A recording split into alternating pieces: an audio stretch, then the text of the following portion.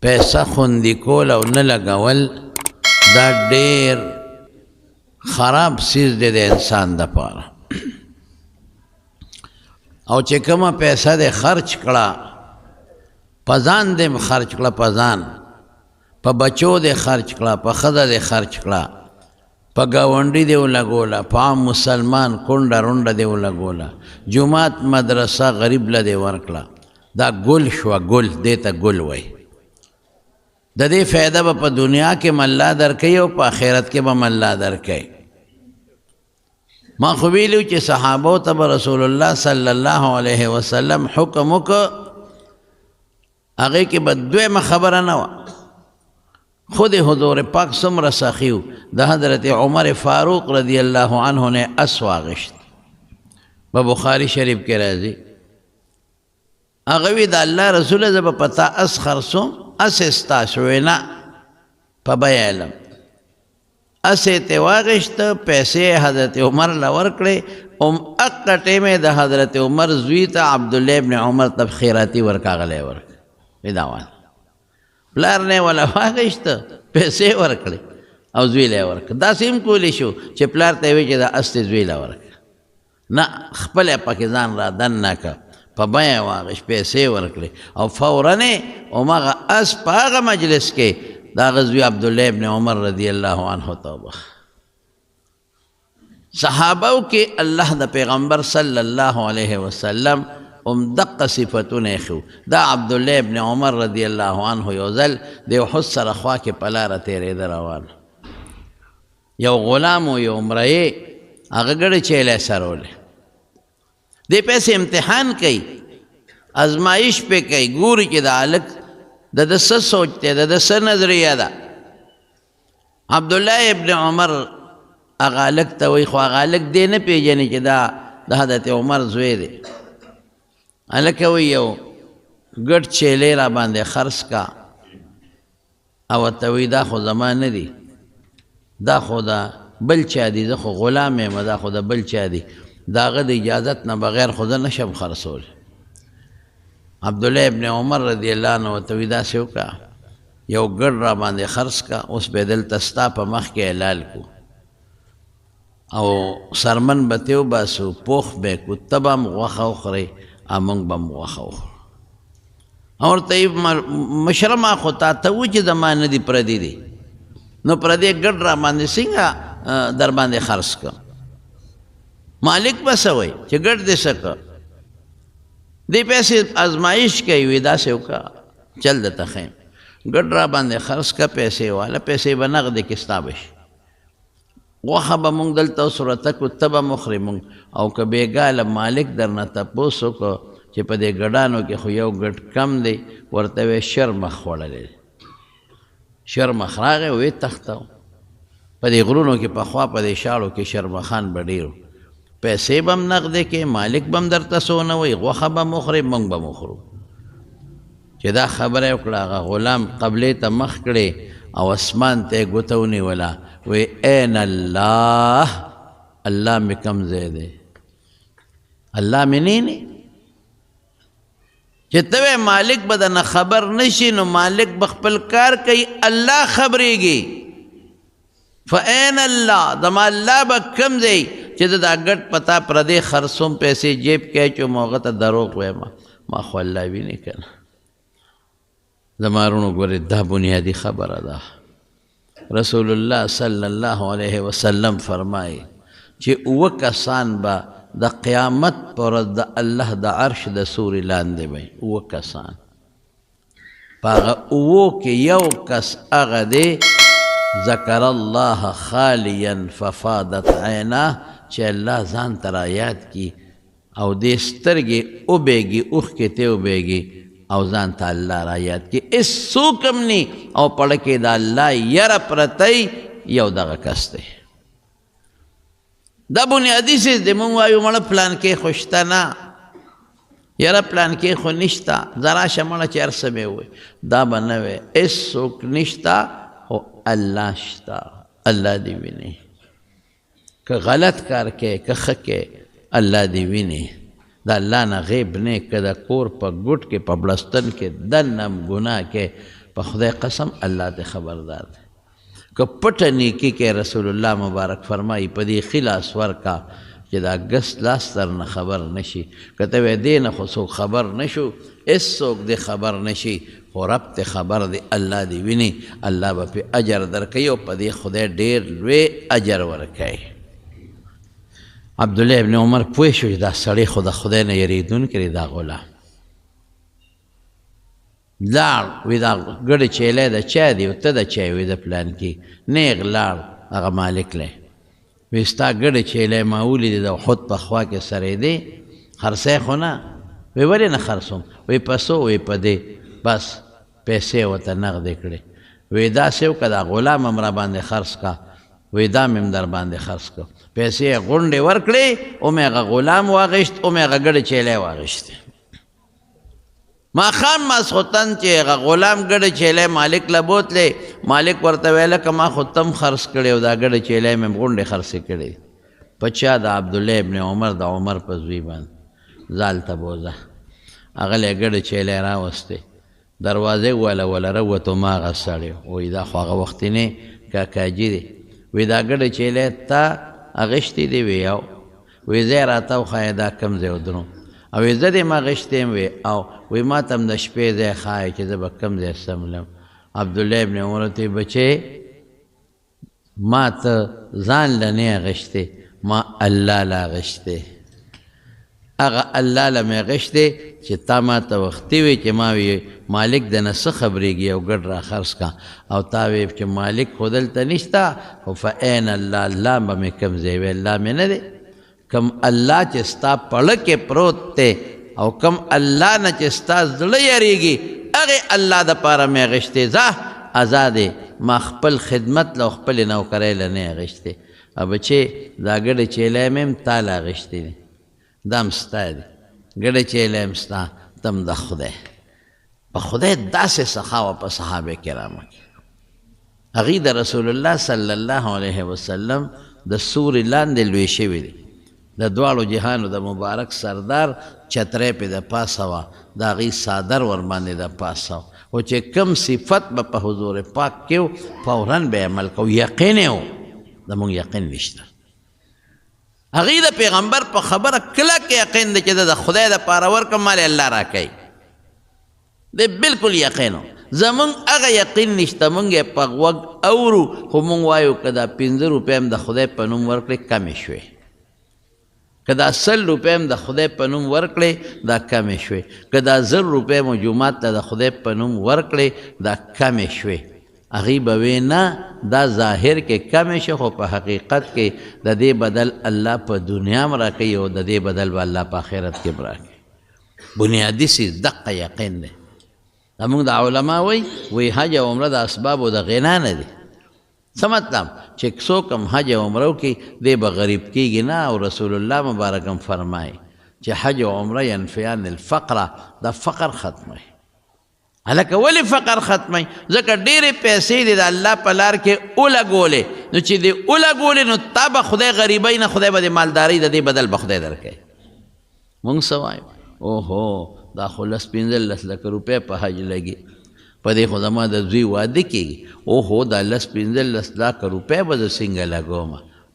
دقه زموږ سوچ دی پیغمبر یو څه وایي مونږ په خولې وایو چې مونږ د نبي علیه السلام تابعدار یو او د حضور پاک اتباع کو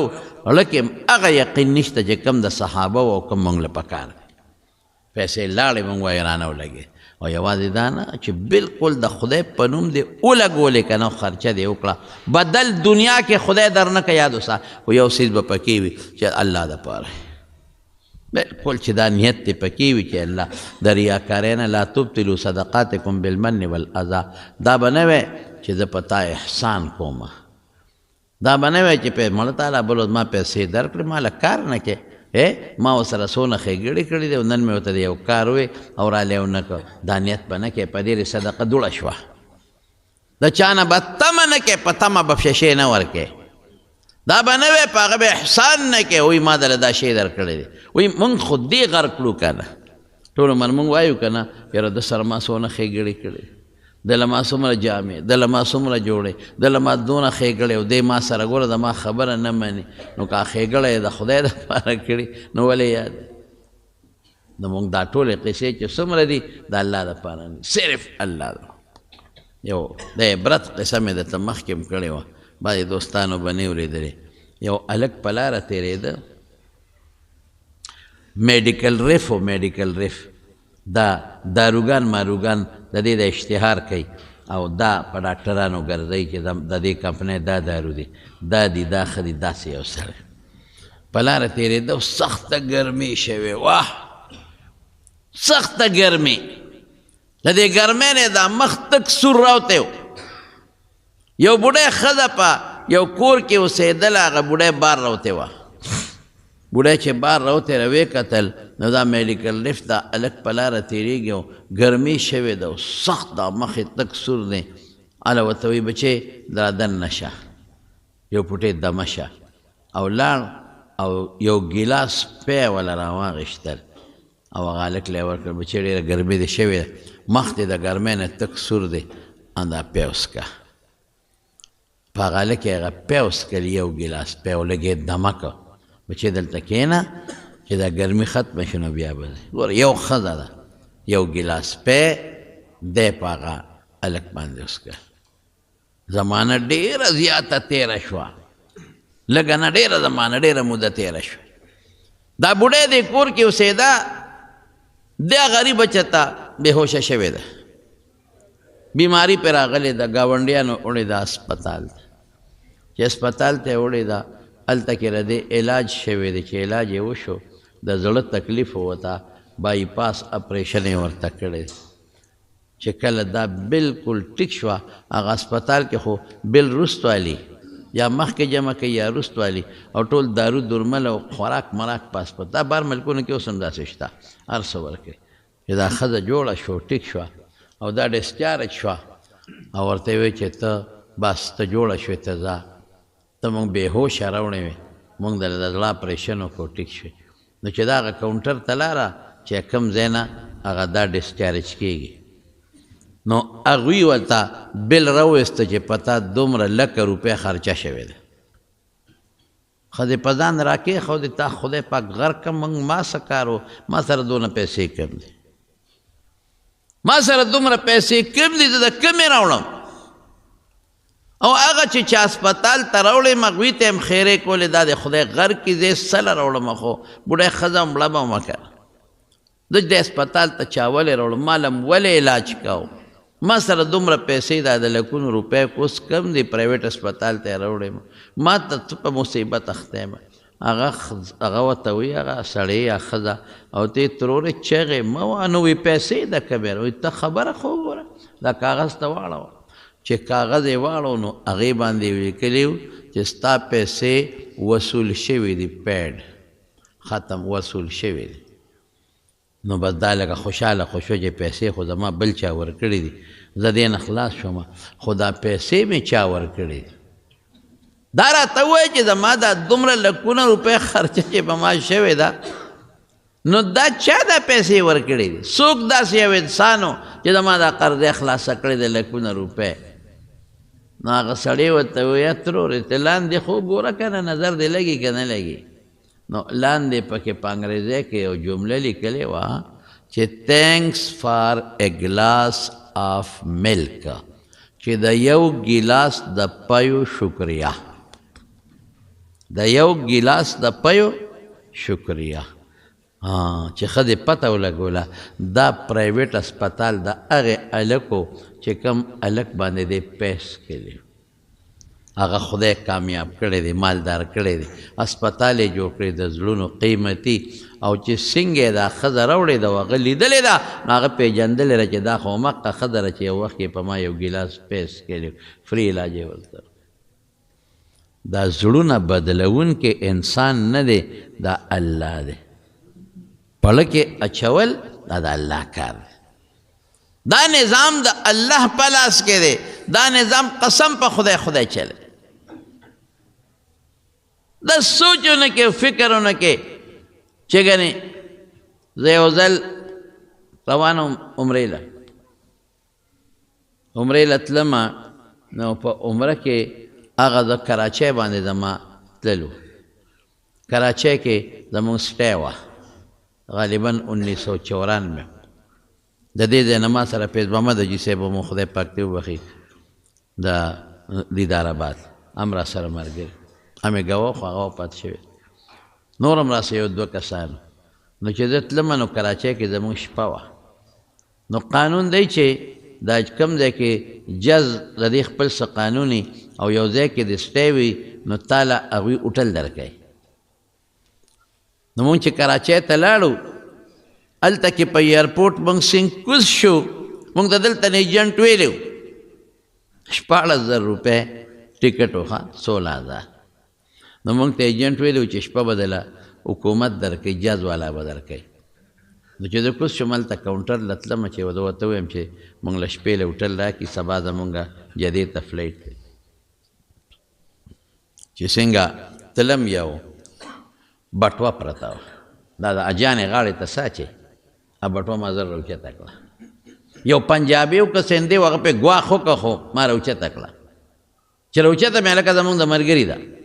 لکه مې وایي چې خو دا عمرې ملګري وایي د حج که نه بټوه هغه ده الله چې دا هغه کاونټر له لاړم هغه کاونټر ته مونږ وایي چې مونږ خو سبا فلایټ دی ټکټ مې ورته وخو نو هغه ما ته وایي چې بار ته دا یو کاغذ یې راکړه پرچه یې راکړه وی 2 کسان یې ما وی دا به تاسو هوټل ته بار ګاډۍ ولاړ دی بوځي او سار به مو واپس راولي چې بل جس کې لاړ شي ما چې هغه بټوه وکتل نو په هغه بټوه کې شناختي کارډ هم پاسپورټ هم ټکټ هم ریالونه مو پکې نورې پیسې میسې مې پکې شناختي کارډ مې راوویسته او هغه کاونټر والا ته مې دا زما ملګری دی دا ستا سړی پسه شو وی دا هم دغې هوټل ته مونږ لېږلی دی یا تا ته کوم ته لېږو دیم تاسو سره سبا روان دی دا هغې کې دی مې ښه چې زه څنګه بس ته وخت هوټل ته یې بوتلو یاره ته یقین وکړه چې هوټل ته مونږ څنګه ورتلو که نه نو د هوټل په خوله کې یو څو کسان ولاړ دي یو 2-3 پکې بوډاګان دي داسې هغه یو لاس رپېږي داسې خو چې ما وکتل ما وپېژنده که شناختي کارډ شي خو یې ما سره مې بابا ولې یاره وایي د ده نه هلته چې ته لاره کې بټوه پروت دی دا پاسپورټ هم دی ټکټ هم دی هر څه دی او عمرې له روان او پته نه لګي چې کوم ځای پروت دی دا پریشاني ده مې پریشانه کېږي مې ها مې دا خو نه ده مړه سم خوشحاله شو ځکه چې پاسپورټ هر څه ورته میلو شو ویزا او هر څه په هغې کې سم خوشحاله هغه وخت سره 1500 روپۍ دی راوویستو ډېر شی او ما له یې راکړې هم بچې دا واله مې ما په بیه دله نه دی راوړی نو وخت لا 1500 روپۍ خوشحاله شو ورس الله دې بدل خلاصولو ته ګوره هغه ذات ته قسم په خدای لاس په لاس دله بدل خلاصوي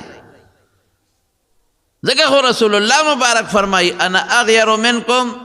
والله اغیر مني زستاسو نه غیرتي م الله زمانه غیرتي غیرتي له چا بدل پدان نه پرېږدي مونږ وایو د خدای بندګانو ورکې الله له قسم دې که بدل پرېږدي دلی درکوي خو بس خلک وایي نه که مې ورکړه دی راکوي کمیږي صیبه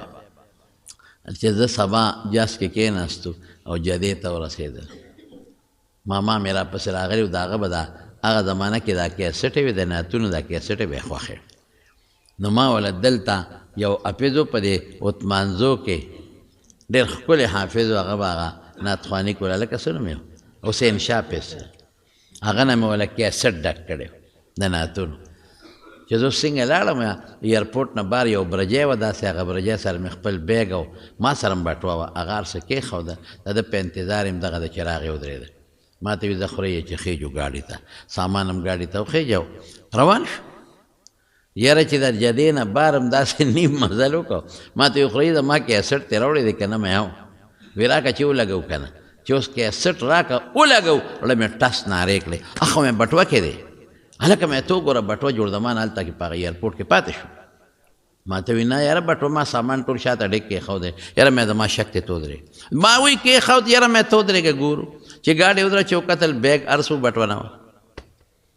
ځه اوس څه کې بټوه کې پیسې هم دي ریالونه هم دي او نور هر څه پرېږده پاسپورټ او ټکټ هر څه پکې دي یا خدایه دا څه په مصیبت وړی اوس هلته ټرن کم دی هلته کې دا واپس یو ټرن نه دی دا ډېر لرې وي ځکه موټر وی ده بس سړک خولې روانې شوې ځکه نور څه نشته، پیسې خو به چانه قرض هم والي، خپل هم شته، رشته دار هم شته، خو پاسپورټ ویزې سره به څه کوي. هغه غریب نم خولې بیګي منډې منډې تلو یو ځای کې ټرنو، هلته کې م ګاډي راته وکړه، یا راته وکړه راځئ ایرپورټ ته. بلا وخت وړی چې په ایرپورټ ور دننه شو، ابرجۍ ته مې وکتل، زما بټوه پرته وه، خو بیا مې مړه کې ټسه وه. مې چا به تې سامان ایستې و، تشه بټوه به پرته وي. یاره ته یقین وکړه چې بټوه مې راوچته کړه او کولاو مې کړه، هر څه پکې محفوظ پراته وو. ما یې ربه ډېر زر دې بدل راکړه، راته دې وښوله چې که هلته دې په هغه شي سترګې پټې کړې وې، دلته به د نو دار ستلل. زما وروڼو الله پاک د چا بدل پرېږدي نه، په هغه ساعت ته له خدای پاک بدل درکوي. د خدای په لار کې نه ورکوې، سزا یې څومره ده؟ والذین یکنزون الذهب والفضة. او الله فرمایي چې سره او سپین خزانه کې او د خدای په لار کې نه خرچ کوي، حقوق نه ورکوي، نه پردی حق، دا هم د خدای په حکم دی، نه د الله حق، نه جومات کې، نه غریب لا، نه کونډې لا، نه صدقه، نه خیرات. الله وی فبشرهم بعذاب علیم. اے محبوبه د دردناک عذاب زیری والا ورکا. دردناک عذاب برسیږي. هغه دردناک عذاب څه دی؟ دا یوم یحما علیها فی نار جهنم. دا مالونه به خدای راوالي، د دې نه به الله تختې جوړه کړي، تختې، او دا به د جهنم په اور کې سری کی ګرمې به کی، او د دې انسان تندیله او شاله او اړخونه له به پې داغونه ورکوي. دقه مال باندې داغونه به درته میلاویږي، او بیا به څه وایي؟ هذا ما کنستم لانفسکم. دا هغه مالو چې ځان له مو جمع کړی، فذوقوا ما کنتم تکنزون. چې کم مال هم ځان له خزانه کړی، د هغې سزا او د هغې وبال وڅکه. اوس به څه کوې ورسره؟ ته خو مال دې جمع کو، پرېښود، بچو ته دې پرېښود، نسو ته دې پرېښود، او د خدای لار کې دې ونه لګو. د دې نه د اوسپنې تختې جوړېږي، د دوزخ اور کې به سري کېږي او داغونه به درکوي. دا د الله د قرآن وینا ده. حدیث کې راځي رسول الله صلی الله علیه وسلم فرمایي دا مال به الله ګرم کی، کم مال نه چې ته زکات نه ورکې. ډېر خلک دې زکات نه ورکوي، داسې معمولي غوندې چې ته یو 100 روپۍ ورکې، باقي زکات نه ورکوي. وایي مال کمیږي. د خدای بنده که زیات نه شو، د خدای د رضا دپاره یې ورکه راشه. ولې خدای دروغ وایي، پیغمبر دروغ وایي؟ الحمدلله رښتیا وایي. دا پیسې به راواخلې او دا به د اوسپنې ګرمې به کي، او په دې تی د پاسه به یې کېدي، د تی د اثر نه دی، په دې د پاسه به یې کېدي، او دا به دومره ګرم وي چې شاته دې اولي ته به یې توخېږي، او شاته به په دې اولي ورته کېدي، دا به دومره ګرم وي چې مخامخ بار به دې تی ته دا تو را رسېږي. او رسول الله صلی الله علیه وسلم فرمایي، او بلکې قرآن کې راځي سیطوقون ما بخلوا به یوم القیامت. بعضو خلکو له به الله داسې وکړي چې د دې مار نه به، د دې مال نه به خدای اجدها جوړه کړي، غټ خامار به ترې جوړه کړي. هغه خامار به راوالي او دله به یې په دې غاړه کې راواچوي، او دا وښکي به وله شوکوي، دا وښکي په دې به ورته چکونه لګوي چې په دې خولې تا مردار مال خوړلی دی، زکات ته نه دی ورکړی، صدقه خیرات ته نه دی کړی. دا وښکي به ورته راکاږي، چکونه به لګوي، او مار به ورسره خبرې هم کوي، انا کنزکه انا مالکه، زه ستا خزانه یم، زه ستا مال یم، ګورې ښه ستا خزانه یم. ټینګ شوه ته اوس زمارونو دا ولې مونږ د خدای په لار کې خرچې نه کوو؟ دا مال ولې نه ورکوو؟ مونږ یریږو چې کم به شي، دغه بنیادي وجه ده. نو پیغمبر وایي نه کمیږي، الله وایي نه کمیږي. ښه نو دا کم شو، ته وایې کم شو، نو دا کمیدل د ښه دي له دې نه چې په قبر کې او په آخرت کې په الله سزا درکړي. رسول الله صلی الله علیه وسلم فرمایي چې چا باندې په څاروو کې زکات واجب شوي لازمي او نه ورکوي، وایي د قیامت په میدان کې به دې خدای غټ کړي، او په دې میدان کې به یې خور کړي، داسې وجود به وله غټ کړي او خور به کړي، او دا څاروي به پسه ګرځوي، دا چې کوم څاروو کې زکات نه دی ورکړي. دا به پې د پاسه تاویږي ګردی او چې کم څاروي هغه د اوښان وغیره دي چکونه به پې لګوي او چې کم د ښکرو والا څاروي دي ګډان او غویان وغیره نو په ښکرو به یې وی کم څاروي چې هغه بنده پیو له ساتلی وي نو په هغې کې زکات نشته ځان له ساتلی یو دی که دوه دی کم څاروي چې هغه یو انسان تجارت له ساتلی یو هغې چې د قلبه ساتلی د کار پې کوي خیر دی پروا نشته که قلبه دی له ساتلی چې مزدوري به پې کوم خلکو به پې یوې کوم په دې هم زکات نشته غوی سنډی دی له اغېشتی دی چې زه به پې کار کوم ریړه به پې چلوم خلکو له پې مزدوري به پې کوم بار به پې راوړم په دې کې هم نشته ځان له کار له ساتلی په دې کې هم نشته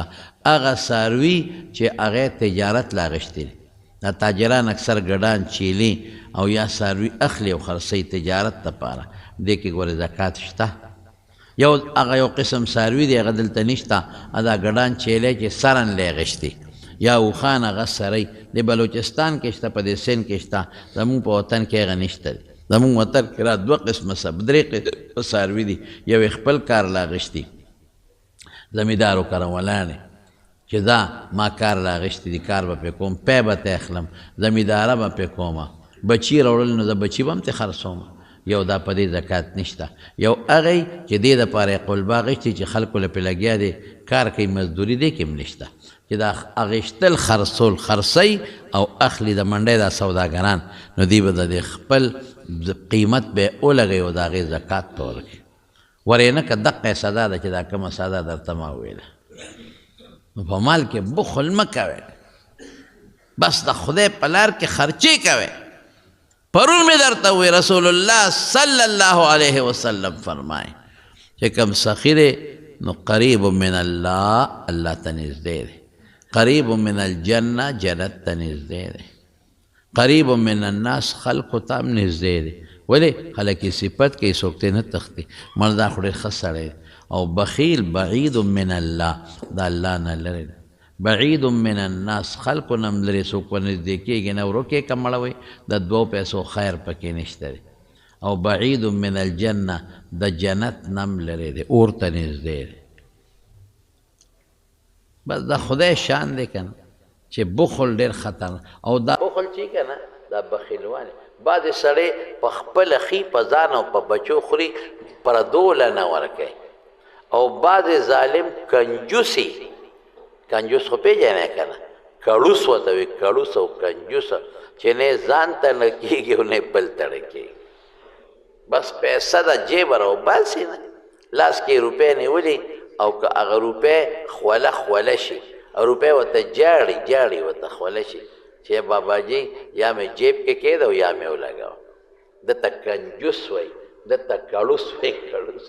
نه ځان ته او بعضې خو دی چې ځان ته اړه کېږي خو بل ته نه یو سړی اوس مړ دی خدای دې وبخي ښځه به یې مونږ کار راتله هغه هم وفات شوې ده یاره دواړه دې خدای وبخي ښه انسان نو ما ته به یې هغه ښځې وی ما ته وی یاره دې سړي ته اوس نصیحت وکړه خو ما مه یادوه نو مې چې زه تا نه یادوم نو ما ته وایي چې تا ته پیریان وال ویلې دی که څنګه چل او سړی مې غوسناک دی ما له ولې کار ګور نه وایي ته ورته نصیحت وکړه مې څه وایي غوښه راوړې غوښه نو چې غوښه راوړې نو یې ما ته وایي چې دا باندې کا ووینځئ په خپله یې کله ووینځي ټوکړې ټوکړې یې کله وله زوکم نو یې زه ورته ناست یم نو یې هغه غوښه چې پخه شي نو سمسۍ باندې راوباسي په پلیټ کې وخوري د ظالم بچی کیلو 2 کیلو غوښه غونډه وخوري د سیل نو یې اخره کې چې مړې پاتې شي او ډوکې مډوکې پاتې شي نو یې دیکه ورکړي چې ځه خدای مې بې خو بس دا دې په بچو مه خوره ته مه خوره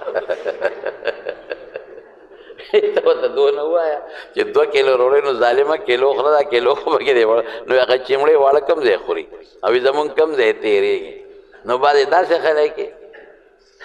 او بعضې داسې هم دي هم درته ووایم بعضې داسې هم دی چې د ظالم ځان ته هم نړی کېږي او پردو ته نو د هغه کور والا دی خدای وبخي هغې به وي وي د سپېره نه ځان تړی کېږي او نه یې مونږ تړی کېږي نو وایي مونږ خو هر څه راوړو وی د کندونه غنم دانې خرڅو د ده نه پټې او وی ځان له غوښه هم راوړو او وی چرګان هم راوړو هر څه راوړو وی مونږ ښه خورو او وی دې سپېره ټماټر ټکو او له ورکو وی ځکه وی داسې وی دې ته خوراک وی وی دقسې وی بچت کوې بچت چې بچت کوو پته هم دا ټماټر او چټني او شملې خورو او یم په خپله ښه چرګه لږي د ظالم بیا خو پوهېږي نه یو سړی و نو هغه خانه بدوش و خانه بدوش یو خو بشیرجان دی بشیرجان خو دومره غټ شوم دی که نه توبه وباسه چې د جیب نه 2 روپۍ د ظالم نه روي کله ورسره نمی او کله ښه جیب ډکي دا ده را یو طرف جیب هم پړسېدلي او دا بل طرف جیب هم پړسېدلي زه خو پېښم چې نن یې شیوالی دی نو خبره مې دې پورې کوله چې هغه د خانه بدوش یو خیمه وه نو یو سړی غریب په لاره تېرېده نو هغه اوږې و خانه بدوشو ته وایي اوږې ما او د خدای په نوم سراکې نو هغه ښځې زر په پلیټ کې ترکاري راواچولو ډوډۍ خاوند ورته څه کې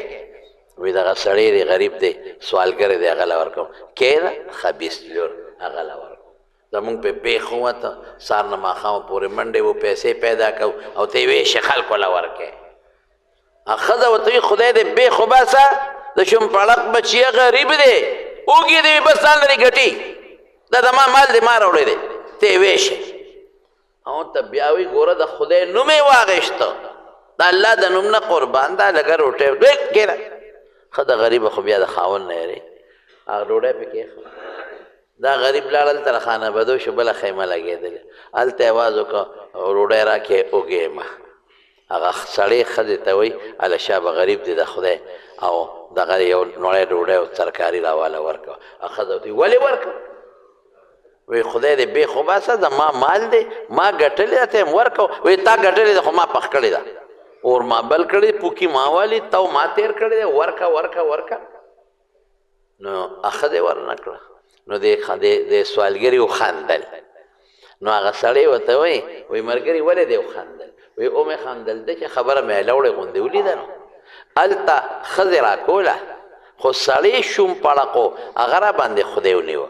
دلته ته راکې ښځه شوم پړقه ده هغه را باندې خدای ونیوله نو هغه سړی ورته وایي دا څه ده خندا خبره خو نه ده وی هغه زما خور ده او دا سپېره د هغه خور ده وی څنګه چې هغه بشیر جان دی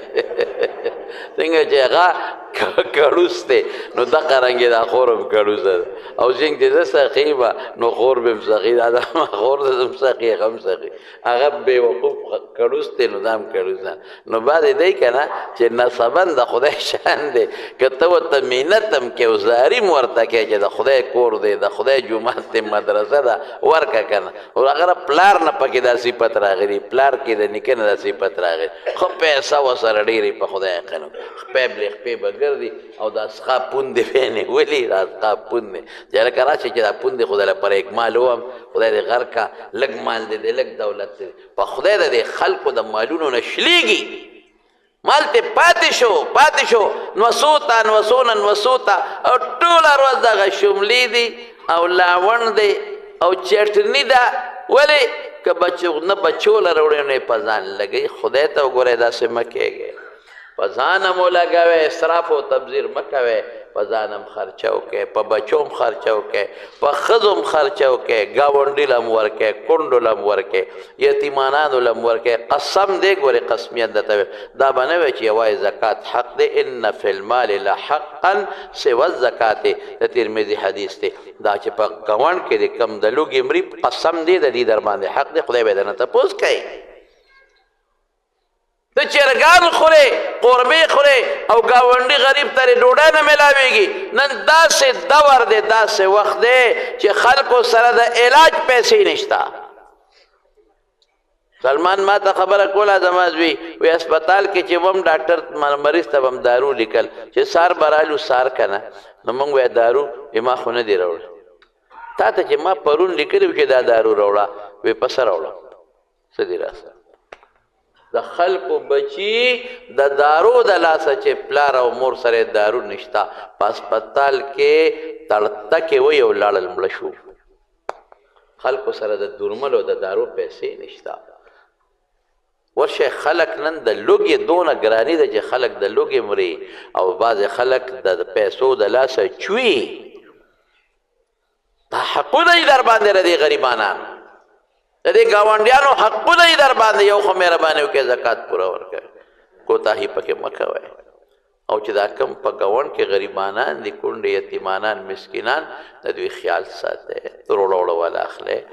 ګوړه والا اخلئ غریبانان دي چینی والا اخلئ جامې والا اخلئ په زکات کې مانه پرونه مجي صاحب تپوس وو جامې م ورکولی شي قیمت به ولګې چې د دومره پیسو دي دا ورکولی شي په زکات کې وړه م ورکولی شي مثلا تروړه چې په سودا دا دونه تروړه مې ورکړه دا د هغې قیمت دی دا زما زکات شو ګوړه ده مثلا مثلا 500 چې ده چاله ورکړي دا د دونه پیسو ده دونه پیسې د زکات کې لاړ دا ورکولی شي تاسو ورکې دی غریبانانو او جزانانو له بدل به د خدای درکړي څومره چې ورکې هغومره به درته راځي څومره چې ورکې راځي به نو زه څه ویم درته چې د خدای او د رسول خبرې نو په هغې کې زما د خبرې څه ضرورت دی بخل به نه کوئ او سخا به کوئ ښه انشاءالله الله م خوشحاله که الله م خیر و برکت نصیب کړه